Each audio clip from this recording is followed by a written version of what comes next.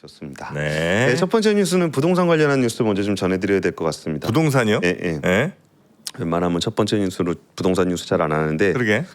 그 요새 그 세제 개편안 이후에 부동산 관련한 그 정책에 대한 그 관심들이 많이 높아지신 것 같아가지고 네. 어제 금융하고 공급 정책이 나왔어요. 근데 저는 이게 세제 개편안 나올 때 좀 같이 내지 이걸 왜 굳이 이렇게 나눠서 냈나 싶은 생각도 좀 있기는 합니다. 네. 그 제가 제일 중요하게 그러니까 일단은 포인트는 23만 가구 플러스 알파를 공급을 하겠다라는 거고 30조 원의 유동성을 공급하겠다 뭐 이런 얘기인데 네. 제가 제일 중요하게 생각했던 포인트 이거는 제가 제일 중요하게 생각했던 포인트입니다. 다른 게 아니고 일단은 이게 굉장히 중요한 포인트예요. 이게 네. 가계부채 총량 관리를 하고 있었습니다. 대출을. 근데 올해 가계부채 총량 증가율을 원래 1.5%였거든요. 그거를 3% 수준으로 관리를 하기로 했습니다. 두 배예요, 두 배. 그럼 대출을 좀 늘리겠다는 거예요, 가계 대출을? 좀이 아니죠, 두 배죠, 두 배. 지금 이제 워낙 안 나가긴. 워낙 안 나가니까 네. 오픈런이라 그러잖아요. 네. 한도 채워지면 다 가서 사야 되는 대출을 받아야 되는데 이거를 두 배로 늘리겠다라는 거고. 그러니까 이제 주택을 공급을 하려 그러면 수요자가 주택을 사야 되잖아요. 네. 근데 기준이 달라진 건 아닙니다. LTV나 뭐 그 DSR이나 이런 게 달라진 건 아닌데 네. 그냥 안 해줬었잖아요, 대출을. 그렇죠. 거의 한도 뭐 안 없다고. 됐죠. 예. 한도 없다고 안 해줬잖아요. 맞습니다. 그거를 이제 두 배로 늘려주겠다라는 거고. 이거는 많은 분들이 관심을 갖지 않으실 테지만 제가 좀 관심을 가지고 있었던 건 이겁니다. 임대주택 사업자에 대한 자금 지원 강화. 이게 뭐냐면 빌라입니다. 빌라. 네. 빌라 다세대. 그러니까 사실 우리가 임대차가 힘들다 얘기하고 다 아파트 얘기하고 종부세 얘기하고 뭐 그러는데 우리 솔직히 강남 아파트나 종합부동산세가 우리 서민이나 중산층에게 직접적인 영향을 미치는 게 아니잖아요. 근데 임대차 시장에 제일 큰 영향을 미쳤었던 거는 이 빌라 다세대였었어요. 네. 여기가 그 빌라왕 사기 사건 이후에 아예 공급이 막혀 있었거든요. 근데 여기에 지금 이렇게 자금이 안 들어가서 거의 한 3분의 1 토막, 4분의 1 토막, 뭐 10분의 1 토막 이렇게 나 있어요, 공급이. 네. 그러니까 우리가 서로 뭐 말은 뭐 아파트에 살고 싶다라고 아파트에 살고 싶다고 말은 하지만 현실적으로는 빌라 다세대가 공급이 안 되면은 서민들의 주거 안정이 굉장히 안 좋거든요. 네. 근데 이 부분이 약간 공백으로 있었어요. 서로 말을 안 하는 거예요. 그러니까 말하는 사람들은 저기 강남에 재개발 재건축하게 해주세요 이 얘기 주로 했었고 네. 뭐 공급 얘기하면 뭐 살고 싶은 집에 살고 싶다 그래가지고 마용성에 어떻게 공급할 거냐 강남 그린벨트 공급 어떻게 할 거냐 이런 얘기 주로 했었는데 실제로 서민들을 가장 힘들게 했었던 거는 이겁니다. 근데 그 부분에 대해서 이번에 보증 상품을 좀 만들기로 했습니다. 그 빌라를 이제 들어갈 때 아니면 지을 때? 그러니까 빌라가 어떤 식으로 공급이 되냐면은 빌라는 사는 사람이 별로 없어요. 대부분 임대차를 합니다. 네. 그러니까 빌라를 짓는 사람도 선분양을 못 해요. 네. 그럼 빌라를 다 짓고 나면 빌라를 사는 사람이 없기 때문에 전세를 놔요. 그 사는 사람 중에 하나가 예전에 저였죠. 그렇죠. 그러면 그 전세비로 공사비를 회수를 하는 겁니다. 네. 그런 식으로 돌아가요 원래. 네. 근데 이게 빌라왕 사기 사건이 나니까 빌라에 전세 들어오는 사람이 없어졌어요. 그러니까 전세를 잘 대출을 좀 해주겠다는 것 같은데. 보증을 좀 늘려주겠다라는 건데, 네. 그러니까 이게 그래서 전세와 빌라 사기가 나니까 보증 비율을 확 낮췄어요. 네. 그러니까 전세 대출도 안 되는 거예요. 네. 그러니까 여기가 이제 빌라가 공급이 안 되고 있었던 부분이 거의 한 10분의 1 토막 난 게 그 저기 어디야, 오피스텔. 이런 데 거의 10분의 1 토막이 났고 그 빌라 다세대 같은 경우도 거의 한 4분의 1 토막 이렇게 났어요. 근데 그 부분들이 굉장히 좀 크리티컬한 포인트였는데 뉴스가 안 되니까 다들 이 부분을 방치하고 있었던 거예요. 근데 이번에 이 얘기가 좀 나왔습니다. 예, 그래서 이제 빌라에 어쨌든 이제 많은 서민분들이 이제 대출을 받아서 거기에 이제 전세로 들어갈 거 아니에요. 예, 예. 근데 전세가 예를 들어 빌라가 원래는 한 2억짜리인데 예, 예. 매매가 2억 정도면 그러니까 뭐 정확하게 측정하기 어렵지만 근데 전세를 막 2억 1천 막 이렇게 받아요. 예. 근데 그러는 경우가 많았잖아 과거에. 그렇죠, 그렇죠. 그러다 이제 터지는 거 아니에요. 네, 예. 그런 게 또 그럼 생기는 거 아닐까? 그러니까 그 정프로님 굉장히 예리한 지적이셨습니다. 예리는 아닌데. 아니 정말 크리티컬한 지적이에요. 예? 근데 그 부분에 대해서 제가 오늘 뉴스3 시간에 다 설명드리기는 좀 어려울 것 같고 이게 왜 그런 메커니즘으로 돌아가게 됐었는지. 네. 근데 이번에는 똑같은 실수를 반복하지 않기 위한 관리를 좀 더 철저하게 해야 된다는 정도로 마무리할게요. 왜냐면 그거는 생각보다 내용이 좀 깁니다. 알겠습니다. 그 부분에 대해서는. 네. 그리고 이거는 제가 중요하게 생각했던 부분이라는 거고 그리고 이제 뭐 많은 분들이 좀 관심이 가졌었던 부분들은 공급에 있어서 3기 신도시를 좀 더 빨리 짓겠다는 거 네. 그리고 그린벨트 해제 주요 타겟을 좀 높인다는 거 그리고 남양주, 광주 뭐 이런 데다가 좀 더 늘리겠다라는 거고 저는 사실 공급 정책에 대한 신뢰도는 그렇게 높지 않다고 생각합니다. 그러니까 공급은 이제 당장 할 수 있는 게 아니기 때문에 좀 시간이 좀 걸리는 거고 진짜 여기서 중요한 포인트 중에 이번에 재개발 재건축의 당사자가 되시는 분들은 굉장히 좋아하실 것 같습니다. 여기서 이주비 대출 문제가 좀 있었습니다. 네. 그러니까 이주비 대출 문제는 뭐였냐면은 이제 재건축 재개발을 해야 되면은 내가 다른 데 가서 살아야 되잖아요. 근데 다른 데 가서 살으려 그러면은 이제 돈을 빌려야 될 거 아닙니까? 근데 이주비를 책정을 할 때 보통 이게 멀리까지는 안 가잖아요. 이주비 재건축 재개발하면 그 동네에서 이사를 할 거 아닙니까? 근데 이주비 대출이 안 나왔어요. 그러니까 이주비 대출이 안 나오는 이유가 뭐냐면은 기존에 있는 구축 아파트 기준으로 대출을 해줬어요. 네. 그러니까 이주비 대출이 조금밖에 안 나올 거 아니에요.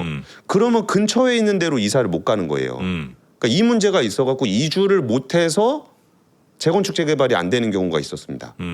그리고 또 하나는 뭐가 있냐면은 이주비 대출도 은행에서 대출을 안 해주면은 진짜 강남에 있는 고급 재개발 아파트는 네. 그 재건축 아파트는 건설사가 그냥 돈을 빌려줬어요. 네. 근데 그게 아닌 사람들 어중간한 그런 분들이 이주비를 못 구해가지고 이사를 못 가가지고 재건축이 안 되는 경우가 있었는데 이거를 다 짓고 나면 얼마가 될 것인가를 기준으로 해주기로 했어요. 그러면 이제 이주를 할 수 있게 되고 재건축에 좀 더 속도를 낼 수 있게 되는 거죠. 뭐 근데 다시 또 가격 오르겠지 뭐. 어떤 가격이 오르는 아닌가요? 거죠? 그런 이제 재건축 같은 거에서 그동안 가격이 좀 눌려 있었던 건 그나마 이런 안 좋은 뭐 예를 들면 이주비도 안 나와 뭐 때문에 잘 진행도 안 돼 이러니까 가격이 조금 더 눌려 있었을 거 아니에요. 예, 맞습니다. 근데 그러니까 이제 이게 다 풀리면 오케이 대출도 나오고 뭐 또 뭐 빌라 같은 데도 전세 대출 잘 나오고 하면 전체적으로 가격 다시 이제 올라가는 방향으로 가는 거 아닐까? 그러니까 이제 공급이 안 된다는 측면이 있잖아요. 네. 그러니까 가격이 오르는 거를 뭐 어떻게 바라볼 것인가에 대한 뷰의 차이는 있는데 그러니까 정프로님 지적 맞습니다. 근데 네. 부동산이라는 게 뭘 해도 비판을 받을 수밖에 없어요. 네. 그러니까 이게 지금 공급이 부족한 문제를 어떻게 해소할 것인가라는 측면에서 봤을 때 그 아까 뭐 재건축 재개발이 일어나야 좀 양질의 아파트가 공급이 되잖아요. 그러니까 이번 잔금 같은 경우도 대출 한도 막혀서 안 되던 부분들 이번에 총량 풀리면서 많이 늘 이제 가능해졌거든요. 잔금 낼 수 있게 됐거든요. 그리고 PF 정상화 같은 경우도 자금이 없어가지고 공급이 안 되는 그러니까 공급금융이잖아요. 아파트 짓는 데 들어가는 돈 그 부분들에 대해서 정상화를 해주겠다라는 거고 그러니까 공급 쪽에 포커싱을 맞췄다라고 보시면 됩니다. 예. 근데 이렇게 되면은 정프로님 말씀하셨던 그 문제가 발생할 수 있습니다. 예. 아무래도 대출이 풀리게 되면은 예. 이게 대출 풀리면은 좀 더 돈 벌리기 쉬워지면은 뭐 이렇게 가격이 더 오르는 거 아니야? 라고 충분히 우려할 수 있는 상황이 맞습니다. 그리고 정프로님 말씀하셨던 것 중에 약간 뭐 좀 한번 고민해봐야 되는 부분들은 예. 이게 아파트가 구축 아파트가 신축이 되면은 아파트가 더 좋아지니까 가격이 올라갈 거 아니냐? 그러면은 그 안 좋은 아파트를 안 좋은 상태로 계속 둬야 되는 건가? 뭐 이런 부분들에 대한 고민이 있긴 합니다. 네. 근데 지금 이렇게 규제 일변도로 지금 아파트 부동산 정책이 쭉 진행이 돼 왔었잖아요. 근데 이번에 공급과 관련해서는 굉장히 많이 그 완화돼 있는 방식으로 가서 아까 왜 이렇게 오락가락하냐라는 비판을 받을 여지는 분명히 있어 보입니다. 네. 그리고 지난번 부동산 토론회에서 나왔던 뭐 이런 뭐 이주비 문제 같은 경우는 그러니까 재건축을 안 할 거면 모르죠. 그러니까 재건축 하지 말라고 안 해주는 거는 상관이 없는데 하라고 풀어놓고서 이주비가 없어갖고 그걸 진행을 못한다. 이거는 앞뒤가 또 안 맞는 거잖아요. 네. 그런 부분들을 좀 푼 측면이 있습니다. 그래서 지금 정프로님 말씀하신 대로 네. 이게 좀 금융이 좀 풀리면 부동산을 좀 자극할 수도 있지 않겠느냐라는 우려는 충분히 나올 수 있는 상황입니다. 알겠습니다. 여튼 부동산 대책 특히 이제 공급을 어떻게 더 할 것인가 예, 이 부분에 대해서 무게를 더 많이 좀 준 그런 대책들이 나왔다. 예. 이렇게 이해하도록 그리고 좀 하겠습니다. 이따가 저 금융위원회 사무처장님 오신다 그래가지고 그래요? 좀 상세하게 해서 압권에 올리도록 하겠습니다. 알겠습니다. 자 그리고 두 번째 뉴스도 한번 가볼까요? 네, 두 번째 뉴스는 현대차그룹이 1차 협력업체를 대상으로 휴머노이드 로봇 사업 계획을 점검을 하고 있답니다. 2028년부터 저 댓글창 못 보겠어요. 네, 잘 선택했습니다. 네, 안 보는 게 좋죠. 네, 근데 부동산 정책은 좀 뉴스는 전할 때마다 어쩔 수 없는 것 같습니다. 어떻게 전해도 비판의 여지들은 항상 있기 마련이니까 좀 어려운 정책인 것 같습니다. 다만 이제 이렇게 하면 이렇게 될 것 같다는 기대는 정책 결정자분들이 너무 쉽게는 안 했으면 좋겠다는 생각이 듭니다. 그러니까 이렇게 하면 이렇게 될 것 같지 딱 계산해 보면. 근데 그렇게 되는 경우가 생각보다 별로 없거든요. 왜냐하면 아닙니다. 하여튼 그래서 그렇게 단편적으로 요렇게 하면 요렇게 되겠지 수학 공식처럼 요렇게는 부동산 정책은 안 가는 것 같더라. 근데 그러면 어떻게 해야 돼요? 이렇게 하면 아닙니다. 우리 그래서 이제 그 다른 뉴스 수많은 많으니까. 변수들을 사실은 시장이 소화하는 거 아니에요. 네. 그 시장의 기능에 좀 맡길 필요가 있지 않나 하는 생각이 들긴 하는데 여튼 저도 죄송하고 네 넘어갈까요? 현대차가 이제 계획서를 받고 있다라는 건데 1차 협력사 한 200여 곳에 그 휴머노이드 소재 부품 사업 계획서를 제출을 받아가지고 이제 공급망 정책 전략을 수립을 하고 있는 거죠. 2028년부터 단계적으로 대량 생산을 시작하게 되는데 미국 현지에서 아틀라스를 양산을 하게 되더라도 부품 공급을 미국에서 받을 수는 없잖아요. 네. 미국에는 없으니까 공급망이 그 부분들에 대해서 점검을 하고 있다는 거고 2028년까지 연간 3만 대 생산 설비를 구축한 다음에 단계적으로 그러니까 2030년쯤 되면은 생산량을 큰 폭으로 증가할 것으로 예상을 하고 있답니다. 근데 이게 자동차 부품을 만들던 회사들이 뭐 기계공업 쪽으로는 뛰어나니까 휴머노이드 부품도 잘 만들 수 있겠죠. 근데 휴머노이드에 맞는 그 R&D가 필요하지 않겠습니까? 연구 개발이. 네. 그래서 그 부분을 현대차가 좀 인력 양성이나 R&D 쪽을 지원할 수 있다는 의사를 좀 보이면서 제안을 하고 있다고 해요. 그러니까 니네가 자동차 부품 만들다 갑자기 로봇 부품 만들려면 좀 힘들지. 그럼 우리가 연구 개발이나 인력 양성에 대해서 좀 지원을 해줄게. 뭐 이런 얘기들을 하고 있다는 거고요. 뭐 예를 들어서 HL만도 같은 경우는 모터 제어기, 감속기 같은 부품을 통합해서 단가를 낮출 수 있는 모듈화 방안이 있다. 그러니까 휴머노이드를 할 때 뭐 하면 좋겠습니까? 그러면 내가 모터랑 감속기랑 이런 거 있는데 모듈화를 하면 좀 더 가격이 저렴해질 것 같아요. 이게 우리의 사업 계획입니다. 라고 보여주면은 고객사인 현대차 입장에서는 그거 괜찮은 것 같은데요. 우리랑 같이 할 때 이렇게 좀 개량을 같이 해봅시다. 개량을 할 때 뭐 R&D라든지 인력 지원은 저희가 해드리겠습니다. 이런 식의 협력 관계를 맺어가고 있다라는 거고 그 또 하나의 그 중요한 포인트 중에 하나는 테슬라의 휴머노이드 옵티머스 같은 경우는 대부분 중국산 부품을 사용하고 있다는 거예요. 그러니까 중국산 부품을 지금도 그 저렴한 그 싸구려 부품으로 생각하시는 분들이 있으실 텐데 첨단 제조업 분야에서 중국의 공급망은 굉장히 높은 수준입니다. 로봇이라든지 스마트폰 부품 다 애플이 엄청 가르쳐서 올려놨잖아요. 네. 그리고 이제 테슬라의 뭐 부품들 그리고 이제 휴머노이드 같은 경우도 뭐 감속기, 센서, 뭐 볼스크루 부품 이런 거 다 중국 부품 쓰고 있거든요. 테슬라가. 그러면은 여기서 나중에라도 이게 그러니까 이제 고민이 되는 부분입니다. 중국 공급망을 쓰게 되면은 기존의 생태계도 좀 어느 정도 좀 갖춰져 있고 가격도 좀 저렴하고 해서 좋은데 여기서 통상 문제가 생기면 어떻게 될까? 이 문제가 좀 고민이 좀 되는 부분입니다. 네. 현대차가 지금 국내 부품사들 기준으로 이걸 꾸리게 되면은 좋은 점은 우리 국가 경제적인 측면에서는 좋죠. 그리고 공급망의 안정성 측면에서도 좋고. 근데 가격이나 뭐 품질 면에서 과연 중국 회사만큼 할 수 있을까? 라는 고민이 좀 있는 거고. 옵티머스가 이제 일종의 경쟁 모델이 될 건데 얘는 중국 거 갖다 쓰는데 우리는 중국 걸 안 갖다 쓰면 그럼 경쟁을 했을 때 우리가 밀리지 않을까라는 고민 하나. 그리고 또 하나는 통상 문제가 발생을 하면 그러니까 미국이 중국에 대해서 규제를 한다거나 그럼 우리가 더 유리할 수도 있는 거 아닐까? 이런 그 포인트가 되는 것 같습니다. 네. 다만 인정하고 싶지는 않지만 뭐 로봇 부품사들의 수준이 퀄리티로 따져도 우리보다 중국이 높은 게 팩트인 것 같다. 그런 생각이 좀 들긴 합니다. 근데 뭐 아직 초기 단계니까요. 따라잡을 수 있다. 그건 당연하죠. 아직 뭐 양산도 안 들어갔는데. 네네. 로봇 자체가 초기 산업인데 뭐 지금 뭐 한 발짝 더 나갔다라는 게 뭐 그렇게 큰 의미 부여하는 거는 좀 한계가 있는 것 같고요. 네. 근데 이게 지금 미국에서 그 미국 국제 자동차 딜러 협회라는 데가 있습니다. 여기가 이제 두 번째로 큰 딜러거든요. 자동차 판매사들이죠. 여기서 공식 성명을 통해서 중국 자동차 회사가 정부 보조금과 과잉 생산 등 약탈적 수출로 글로벌 시장에서 점유율을 확대하고 있다. 이들이 미국 시장에 진입하는 것 자체를 반대한다. 라고 발표를 했습니다. 그러면서 여기 정부에다가 입법 관련 로비를 하고 있는 건데 여기에 그 중국차의 수입을 원천 봉쇄해 달라고 요청을 하고 있습니다. 네. 미국 시장에. 그리고 그러면 제일 큰 그 협회는 어디냐? 자동차 딜러 협회가 있는데 여긴 이미 4월부터 중국차 수입 금지 캠페인을 하고 있습니다. 그러니까 이 중국의 자동차의 그 진출에 대해서 미국에서도 지금 굉장히 좀 그 예민하게 반응을 하고 있고 우리나라 같은 경우도 지금 BYD가 4위 됐거든요. 근데 4위라는 게 뭐 벤츠 BMW 벤츠 다음에 4위라는 겁니다. 테슬라가 네. 압도적으로 1등이고요.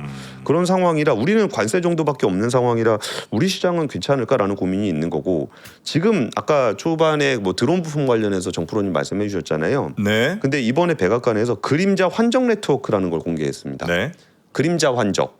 그림자 환적. 예, 예. 예. 택가리. 중국산 택가리 하는 걸 지도로 다 그린 거예요. 아하. 이거 이제 안 된다. 일단은 다 우리가 보고 있다. 보고 있다라는 걸 1번으로 보여준 거고 네. 우리나라는 티어 1입니다. 아, 잘하고 있는 나라? 아니면 제일 우대? 아니죠. 조심해야 되는 나라. 아, 그래요? 네, 쿠션 조심해야 되는 나라. 아, 왜냐하면 중국계 택가리 돼서 우리나라 거 회사 이름만 붙여서 수출하는 경우가 많더라. 그러니까 택가리까지는 조사를 면밀하게 해봐야 되는 거고 네. 중국 연관 물량이 절대적으로 많고 산업이 다각화돼 있으며 대미 수출 플랫폼이 발달해 있다. 그래서 광범위한 정상 무역 흐름 속에 불법 환적 위험이 혼재될 수 있는 국가. 그러니까 중국산 물량이 많고 네. 미국이랑 거래를 많이 하고 산업이 다각화돼 있는 그러니까 거기다가 택가리 같이 불법 환적에 슬쩍 끼어들 수 있는 아하. 여지가 있는 나라의 티어 1입니다. 네. 이 나라들은 일본, EU, 캐나다, 인도, 이스라엘, 멕시코, 대만 여기가 티어 1입니다. 뭐 글로벌 통상에서 활발하게 활동하고 있는 국가들이 뭐 대부분 들어가 있다라고 보시면 될 것 같습니다. 네. 그 관련해서 아까 제가 전해드렸던 그 드론과 드론 부품의 최대 100% 관세인데 한국은 15%다 하는 거 이제 아침에 속보로 좀 전해졌잖아요. 예, 예. 네. 그 관련해서 같은 뉴스이긴 한데 요것도 의미 있는 뉴스 같긴 하네요. 그 조선 업체들이 미국에 투자하는 업체에 한해서 아마 우리 한화를 얘기하는 것 같긴 합니다. 네. 미국에 투자하는 조선업체들이 모국에서 그러니까 우리나라에서 최대 2척을 건조할 수 있게 군함 같은 거 오. 그거 승인을 하겠다고 지금 트럼프가 또 얘기를 한 모양이에요.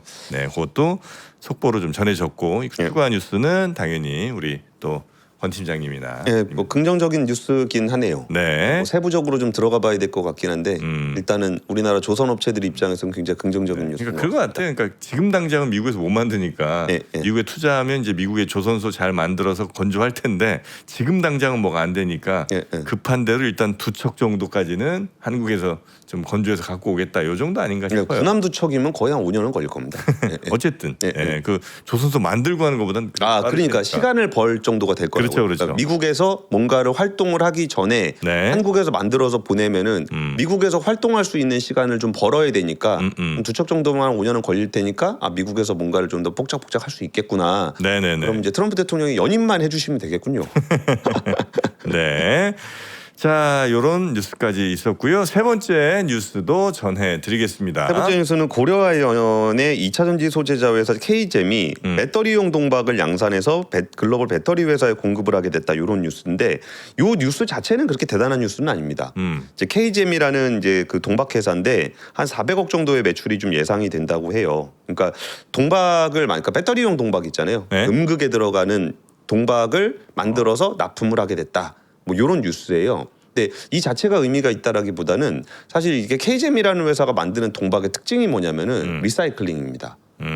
재활용 동박. 네. 그러니까 이제 뭐 거기 뭐 폐 가전 제품이라든지 뭐 이런 것들에서 구리를 도시강산에서 뽑아가지고 네. 그걸 갖다 쓰기 때문에 그 원가가 좀 낮아요. 동박이 그게 원가가 낮아요. 낮죠. 그 구리 광석 갖다 쓰는 것보다 낮죠. 그리고 이제 그러니까 다른 리사이클하고 조금 달라요. 이제 고려아연이 원래 재련을 하는 회사잖아요. 그러니까 원래 고려아연이 재련을 하는 회사니까 그 거기에 아연이 나오고 연은 납이죠. 그럼 그것만 나오는 게 아니라 거기에 금도 나오고 은도 나오고 동도 나오고 나와요. 근데 그 동을 뭐 마땅히 쓸 일이 없으니까 그냥 갖다 뭐 딴 데 팔거나 그랬거든요. 근데 그런 부분들을 활용해서 KGM에서 동박을 만들 수 있으니까 원래 자기들이 하던 게 있어서 좀 원가가 낮은 거예요. 그리고 또 하나는 어떤 특징이 있냐면은 동박이 약간은 좀 공급 과잉이 돼 있어가지고 새로 고객사 구하기가 되게 어려웠거든요. 근데 요즘에 그 배터리 회사들이 조금 숨통이 좀 튀어가지고 그래갖고 이제 동박 회사들이 좀 괜찮아지고 있는 상황이라는 부분들이 이 뉴스가 가지고 있는 의미 중에 하나라고 보시면 될 것 같습니다.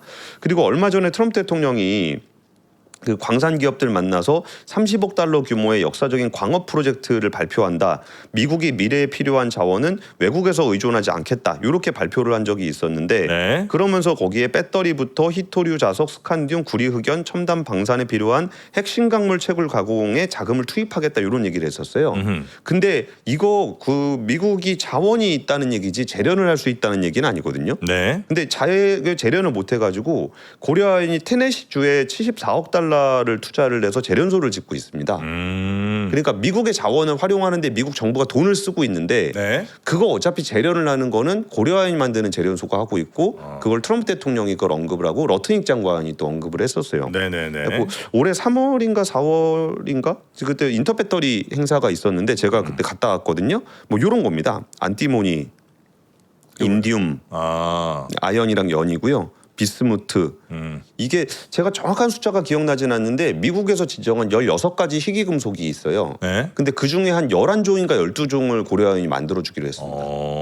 그래가지고 이런 부분들도 공급망 측면에서도 한국의 어떤 그 소재 회사들의 가치가 좀 많이 올라갔다라는 거고 지금 SK 넥실리스 같은 경우도 ESS용 동박, 전기차용 동박 판매량이 각각 전분기 대비해서 76%, 28% 올랐다. 롯데에너지 매트리얼즈의 가동률이 지난해 40% 후반대에서 롯데에너지 머티리얼즈 그 2분기에 77%까지 올랐다.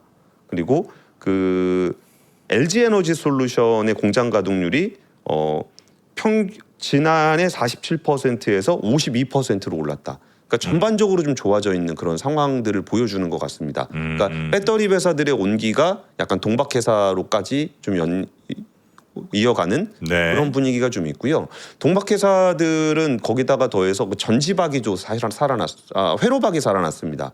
그러니까 롯데에너지 머티리얼즈 같은 경우는 그 엔비디아 들어가는 그 칩에 그 회로기판 거기 들어가는 동박에 또 들어가게 돼가지고 좀 그동안 너무 힘들었던 이 배터리 생태계의 온기가 조금 올라오고 있다. 근데 뭐 물론 한계는 있습니다. 한계는 ESS용 배터리를 만들게 되면은 배터리의 단가가 낮아요. 그러면 마진이 좀 적거든요. 근데 마진이 적은데 이게 하겠습니다.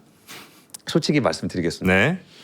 그 LFP 배터리를 만들면은 이 그러니까 에너지 밀도가 낮잖아요. 그러니까 양극재를 더 많이 발라야 돼요. 음극재를 더 많이 발라야 돼요.